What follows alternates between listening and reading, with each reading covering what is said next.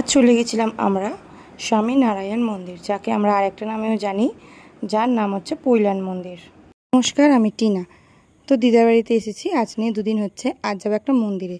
যেহেতু আমাদের এখান থেকে মন্দিরটা অনেকটাই দূরে, প্রায় মিনিমাম 1 থেকে 1.5 ঘন্টা তো লাগে। তো ওর জন্যে আমরা দিদার বাড়িতে এসেছি। দিদার বাড়ি থেকে মন্দিরটা অনেকটাই কাছে, তো এখান থেকে উবের আর টোটো করে যাওয়া যায়। তো আমরা তার জন্য রেডি হয়ে বেরিয়ে গেছি মন্দির যাওয়ার জন্য। যেহেতু আমি আর আমার বোন মন্দিরে গেছি, তো এটা নিয়ে 2 বার হবে। তো চলো সবাই মিলে রেডি হয়ে বেরিয়ে গেছি। তোমাদেরকে দেখায় কে কে আমরা যাচ্ছি। এটা হলো আমার বোন, আর এটা হলো আমার মাসি। মাসি কোনোদিন সাজে না, তো আজকে একটু সেজেছে, বেশ ভালো লাগছে। আর এই তো ফোনের ক্যামেরা অন করলে ওরকম করে, জানি না কেন। তা দিদাকে দেখানোর চেষ্টা করছি, ও দেখাতে দেবে না, কি আর করব। তো লাস্টে মামা যাবে না করে অনেক চেষ্টা করে রাজি করালাম। তো মামা যাবে আমাদের সাথে, এটা হচ্ছে খুব মজার বিষয়। তাই হোক, এখানে আমাদের ওখান থেকে অনেক অনেক অনেক মশা। মশা দেখি যেখানে যায়, যেখানে দাঁড়ায় না কেন ঠিক চলে আসবে, যেখানে দাঁড়ায় না কেন, যেখানেই যায় না ঠিক চলে আসবে। তো চলো আমরা বেরিয়ে গেছি। যেহেতু আমরা অটো করে যাব, তো ওর জন্য অটো বুকিং করাই ছিল। উনি নিয়েও যাবে এবং নিয়ে আসবে। তো আমরা যেহেতু মন্দিরটা কলকাতার বাইরে, তো ওর জন্য আমরা কলকাতার বাইরে যাব। বেশ ভেবে কেমন একটা হচ্ছে। তো এটা হচ্ছে নেপালগঞ্জ বাজার। কারণ আমি নেপালগঞ্জে আগেও এসেছি, কারণ নেপালগঞ্জ হচ্ছে আমার বাবার মামার বাড়ি, ওর জন্য আমি নেপালগঞ্জ বাজারটা চিনি। আর আমরা যেখানে আছি ওটা হচ্ছে আমাদের মামার বাড়ি, আমার দাদুর বোন আমাদের মামার বাড়ি। তারপর এখানে একটা জলের ট্যাঙ্কও দেখতে পাই, আমাদের এখানে তো নেই। তোমাদের সাথে কথা বলতে বলতে চলে এলাম মন্দিরে। দেখো, এই মন্দিরটা হলো স্বামী নারায়ণ মন্দির, যাকে আমরা আরেকটা নামেও চিনি, এটা হলো পৈলান মন্দির। তো চলো এবার ভেতরে যাই, তারপর তোমাদেরকে দেখাচ্ছি।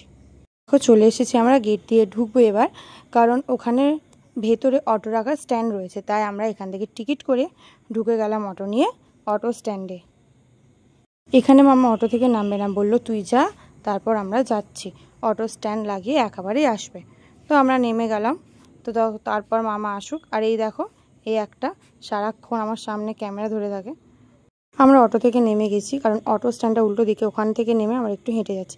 তো যেতেই তোমরা এই মাঠটা দেখতে পাবে, তার মধ্যে একটা চাকাও দেখতে পাবে। দেখো কত সুন্দর, জানি না ওটা কিসের চাকা, মনে হচ্ছে রথের চাকা।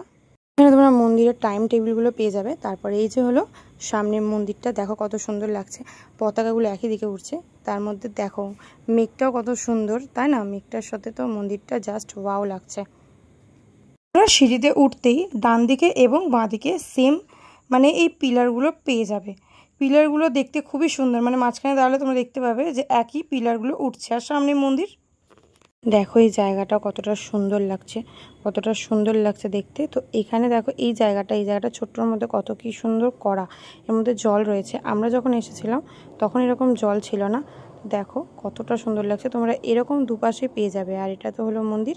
তোমরা এই মন্দিরের এই ব্যারিকেডটা আগে গেলে তোমার ফোন অ্যালাউ করবে না, ফোনে ভিডিও করতে দেখলেও ডিলিট করে দেবে।